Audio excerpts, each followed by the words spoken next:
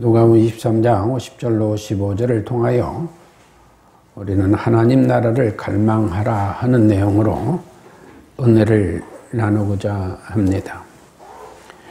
여러분, 한번 묻겠습니다. 여러분은 거룩하고도 영원한 하나님 나라를 갈망하십니까? 거룩하고도 영원한 하나님 나라를 갈망하는 삶을 살아가야 그게 그리스도인입니다. 그 그리스도인들은 옳은 건 옳다, 그런 것은 그르다 말할 수도 있습니다. 우리가 지난 주일에 은혜 나눈 로마의 백부장 등이 그랬고, 오늘 본문에 등장하는 아리마대 사람 요셉이란 사람도 그랬습니다. 아리마대 요셉은 오늘 본문 50절에 보면은 공회의원이라고 그랬습니다. 여기서 공회의원이라면은 당시 유대의 최고 법원의 공회, 그러니까 흔히 사내들인 공회라고 하죠. 이게 종교적인 최고의 의회 기관 명칭입니다. 그 기관의 한 사람이었다는 겁니다. 그런가 하면은 마가복음 15장 43절에서는 이 사람을 존귀한 공의원이요 하나님 나라를 기다리는 자라 했습니다. 존귀한 공의원이요 하나님 나라를 기다리는 자라. 요셉은 선하고 의로운 사람이라고 하는데, 그의 선하고 의로운 사람이라는 것은 뭘 말하는 것일까? 예수 그리스도께서는 제자들과 무리들에게 가르치면서 말씀하셨습니다. 의인은 없다. 한 사람도 없다. 또 자신을 향하여 선한 선생님이여 할 때도 예수님은 네가 왜 나를 선하다 하느냐? 선한 이는 하나님 한 분뿐이다 라고 말씀을 하실 정도로 의와 선이 무엇인가 하는 것을 분명히 말씀해 주셨습니다. 그런데 이 아리마대 요셉이 선하고 의로운 사람이다? 이건 뭘 말할까요? 본문 51절에서 그에 대한 이해를 구할 수가 있습니다. 51절은 이렇게 기록합니다. 저희의 결의와 행사에 가타하지 아니한 자라.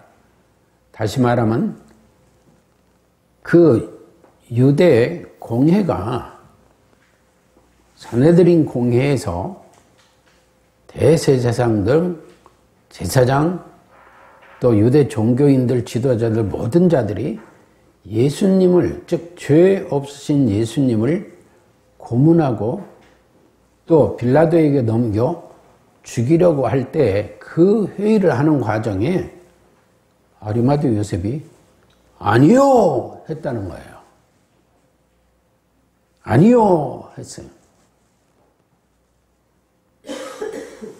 그런데 생각해 보세요. 그게 가능한 일이에요?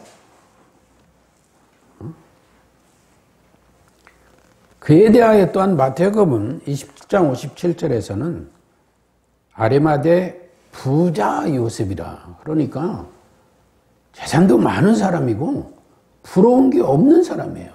오늘날로 말하면 모든 권력과 부와 자기가 인간이 누릴 수 있는 종교적인 것까지도 모든 걸 향유하고 있는 사람이에요.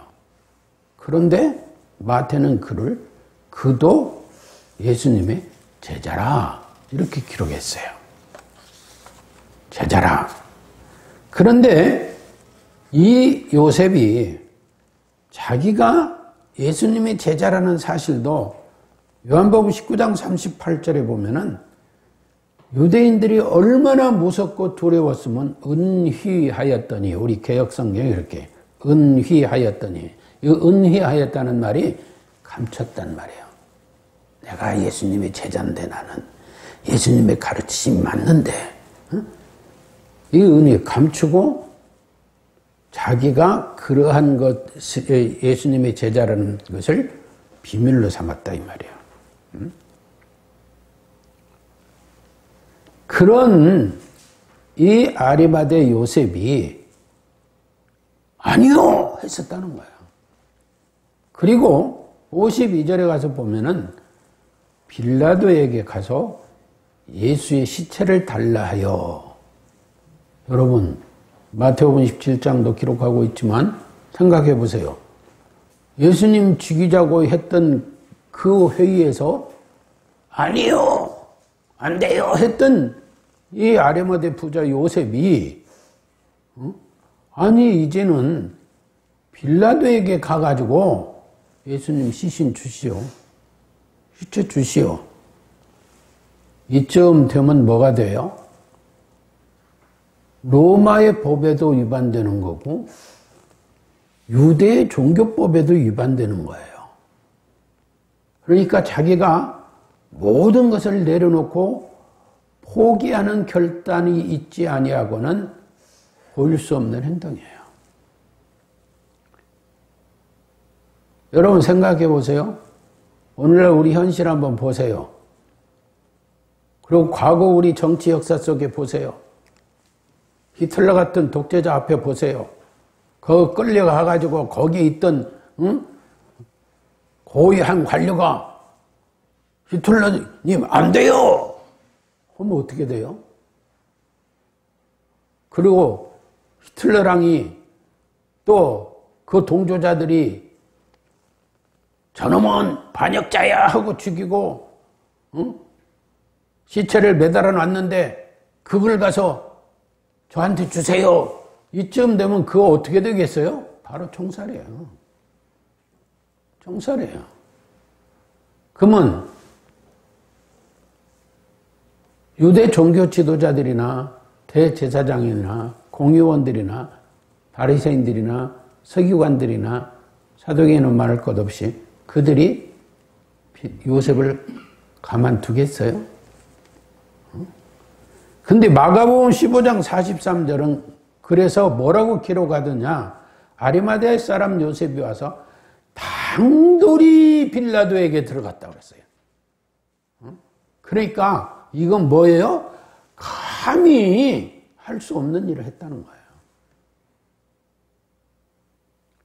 그러니까 유대 관원으로서도 해도 유대인들은 물론이요, 그들을 두려워하여 은혜할 정도로 감추고 예수님의 제자인 걸 감추고 있을 정도였는데 예수님이 십자가에서 다 이뤘다고 영원히 돌아가셨을 때 모든 것을 포기하고 예수님의 말씀대로 모든 것이 이루어진다는 걸 믿었기 때문에 그런 행동을 보인 거예요. 그의 행동은 당신의 말하면 로마법을 어긴 거예요. 그러니까 오늘날로 말하면 대한민국 법을 어겼어요. 그리고 우리 기독교 모든 종교단체에서 저놈은 죽여야 돼 하는데 그걸 반대하고 나서서 그 법도 기독교 법도 어긴 자예요. 그게 누구라고요? 아리마대 요셉이에요. 그거 할 수 있어요? 여러분 가능해요? 오늘날 우리 그리스도인들, 우리 목사님들, 우리 기독교 지도자들 과연 옳은 건 옳다 하고 아닌 건 아니다 하는 목사들 얼마나 봐요? 하나님 말씀에 비해서 이건 아니다, 이건 맞다, 자기 필요한 것만 맞다 하고 생명을 해하고 고문하고 살인하지 말고 핍박하지 말고 멸시하지 말고 그들을 사랑하고 원수도 사랑하라는 예수님 말씀에 대해서는 아니요, 이럴 뿐이지 맞습니다 하고 하는 사람들 얼마나 있어요? 우리는 아리마대 요셉을 얘기할 때 자기 편한 것만 얘기해요. 자기 편한 것만. 그런데 여기서 53절에 보면은 그 시신을 가져다가 세마포로스하고 아직 사람을 장사한 일이 없는 바위에 판부덤에 넣어두었다 그랬어요. 그러니까 유대식으로 장사를 하는데 시신을 받아다가 거기도 내 이놈 네가 농마법을 어겨하지 않고 시신을 내준 것도 그래요. 하나님의 은혜죠. 받아다가 성경을 이루기 위함이니까. 그래가지고 한 번도 장사하지 않은 자기 무덤에 예수님 모신 거예요. 여기서 여러분 예수님이 시체 하면 시체가 뭔지 아세요? 죽은 사람의 몸이에요. 죽은 사람의 몸. 장사는 뭐예요? 죽은 사람을 땅에 묻거나 화장하는 걸 장사라고 그래요. 오늘날 화장제도가 생겨서. 거기 시체 할 때 보면 시체에 죽을 사자가 들어가요. 장사할 때도 죽을 사자가 들어가요. 왜 죽었다는 거예요? 죽었다. 그런데 그 장사 이것을 성경은 뭐라고 그 묘실에 넣어두니 그게 유대 장사법이기 때문에 그래요. 자, 그런데 말입니다. 전에도 여러분 말씀드렸지만 유튜브 참고해서 한번 보십시오. 예수님의 몸이 죽나요? 예수님의 영혼이 죽어요? 여러분의 몸은 죽습니까? 여러분 몸은, 영혼은 죽어요? 예수님의 몸도 안 죽고 영혼도 안 죽어요. 여러분의 몸도 안 죽어요. 여러분의 영혼도 안 죽어요. 믿지 않는 사람의 몸도 안 죽어요. 믿지 않는 사람의 영혼도 안 죽어요. 근데 왜 성경이 죽었다고 하는가? 표현이 그거밖에 없으니까 그래요. 왜? 부활을 하려면은 죽어야만이 부활이 되기 때문에 그렇게 얘기한 거예요. 그래서 죽음의 정의가 뭐고 죽음의 상태를 뭘로 얘기하느냐 할 때 제가 몸과 영혼의 분리됨이라고 말씀을 드린 거예요. 부활은 그것이 결합되는 거예요. 그래서 심판의 부활이 있고 생명의 부활이 있다고 하는 거예요. 제가 과학을 여기 전자공학 전공한 분도 있고 컴퓨터공학을 공부하는 학생도 있고 하니까 좀 무식하게 들릴지 몰라도 제가 한번 들어보니까 그런 참고해보니까 그런 일이 있더라고요. 양자역학을 연구하시는 과학자들에 의하면 원자는 영원 불멸이래요. 원자가 하나하나 입자는 영원 불멸이에요. 우리 그렇잖아요. 사람이 썩어 장사되면 다 썩어가지고 저도 그랬어요. 나중에 사람을 창조하실 때도 하나님이 흙으로 할 때 흙이 티끌이다 이렇게 했는데 양자역학적으로 말하면 원자예요. 원자. 그래서 이 원자 하나하나로 있을 때는 죽은 것과 같대요. 그런데 원자가 결합될 때 나와 같은 생명체래요. 그런데 그 원자가 없어지느냐? 아니에요. 영원히 불멸한대요. 여러분, 인간의 몸도 영원히 불멸하는 줄 믿습니다. 그러니까 그럼 과학이 성경을 아니요. 과학으로 성경 해석하면 안 된다고 그랬어요. 성경이 과학을 부분적으로 입증하기도 한다고 전에 말씀을 드렸습니다. 그래서 원자 하나하나는 죽은 상태와 같지만 그 원자들이 결합된 것을 살아있다는 거 한다는 것이에요. 그래서 일부 학자들이 이야기하기를 그러면 영혼이 뭐냐? 영혼을 과학적으로 풀어내는 거예요. 그래서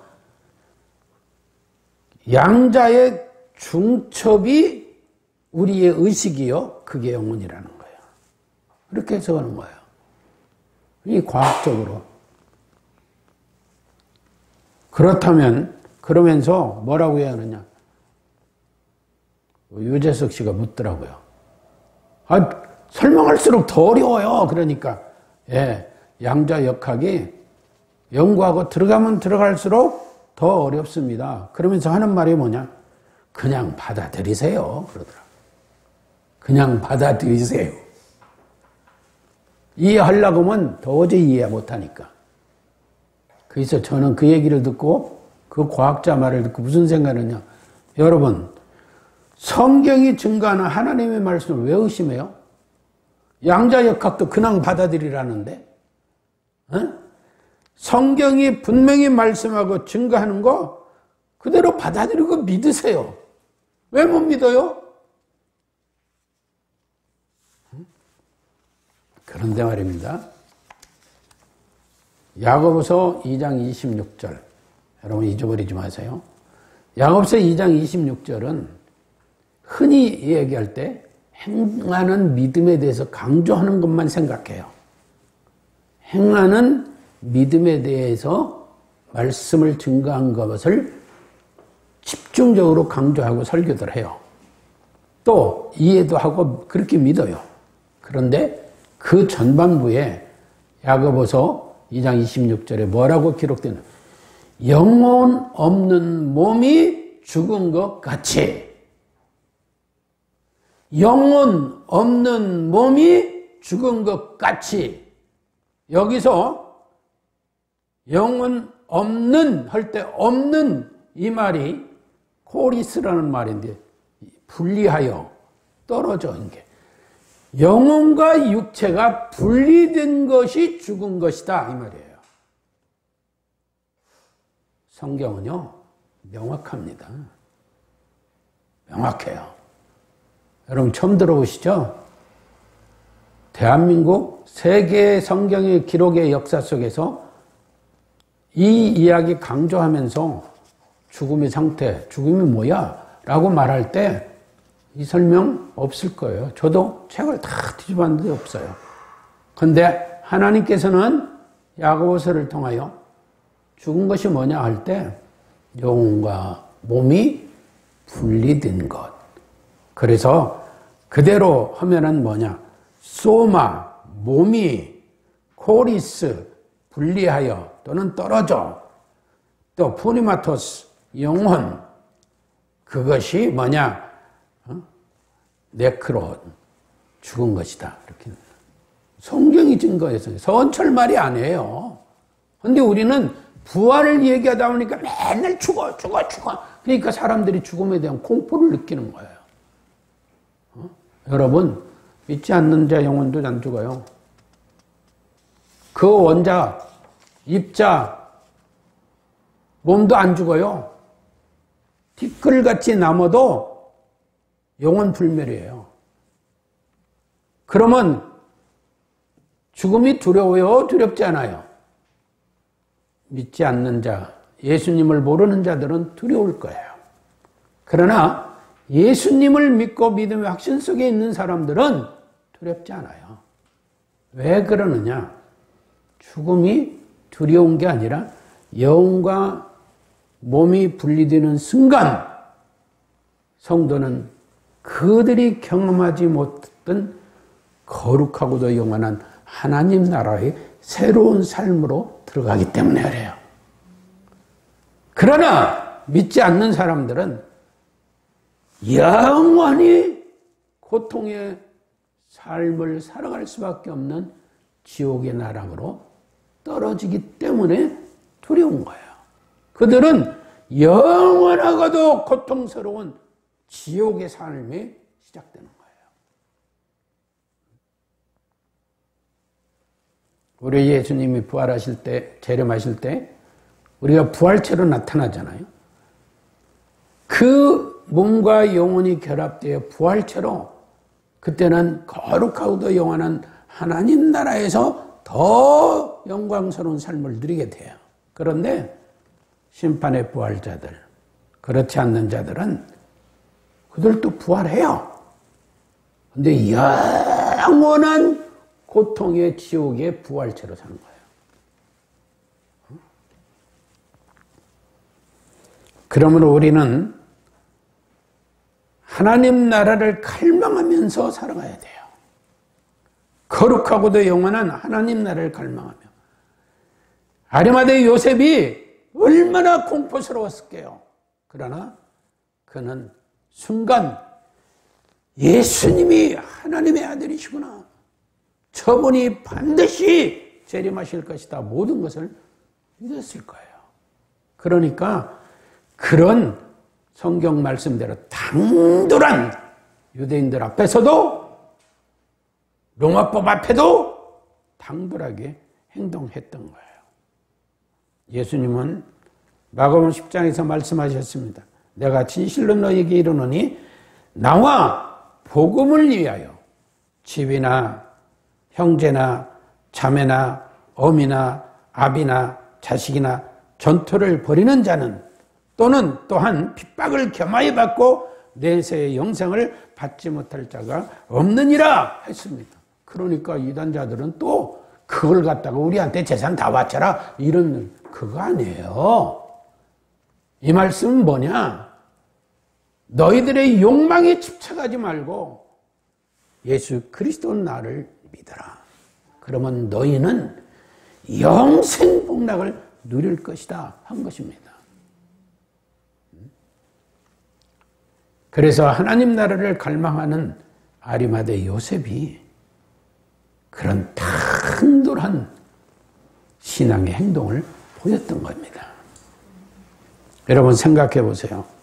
마태복음 14장에 보면 세례요한 얘기가 나오죠. 세례요한이 광야에서 외치고 결국에 헤롯 왕 부인 헤로디아 그리고 그 딸, 그것들이 이 얘기를 듣고 쟁반에 목이 잘려서 바쳐졌어요. 그러면 세례요한이 죽었나요? 아니에요.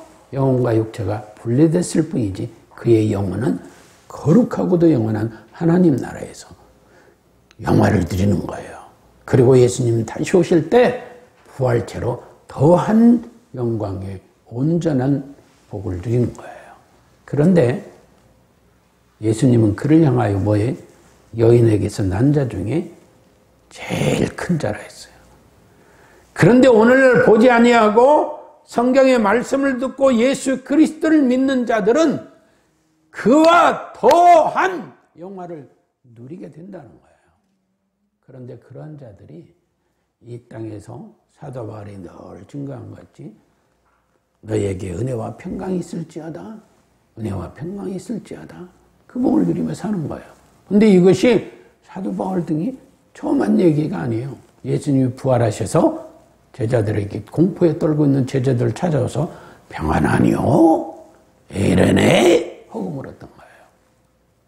그렇기 때문에 스테반 집사도 복음을 전하다가 돌에 맞아 죽으면서도 아버지요, 저들이 자기들이 행하는 일을 알지 못합니다. 저들을 용서하시옵소서 하면서 돌에 맞아 죽었어요. 돌에 맞아 죽는 그 고통이 있지만 그 죽음이 영혼과 몸이 분리됐지만 영혼은 거룩하고도 하나님 나라에 들어간 거예요. 오늘날 우리 그리스도인들이 어떤 삶을 살아야 될까? 아리마대 요셉에서 단순히 아리마대 요셉이 부자라 자기 묘실에 예수님의 시신을 모셨습니다, 그런 정도? 그게 그냥 나온 게 아니에요. 목숨 내놓고 재산도 다 잃을 수도 있고 유대 관원의 직분도 다 잃을 수도 있고 로마법에서 그냥 목이 잘려 죽을 수도 있었어요. 그 일을 아리마대 요셉이 행한 거예요. 따라서 우리가 아리마대 요셉과 같이 하나님 나라를 갈망한다면 오늘날 이 시대 우리는 하나님 나라의 백성으로서 하나님의 말씀에 따라 예, 아니요를 분명히 하며 살아가는 우리가 되어져야 될 줄로 믿습니다.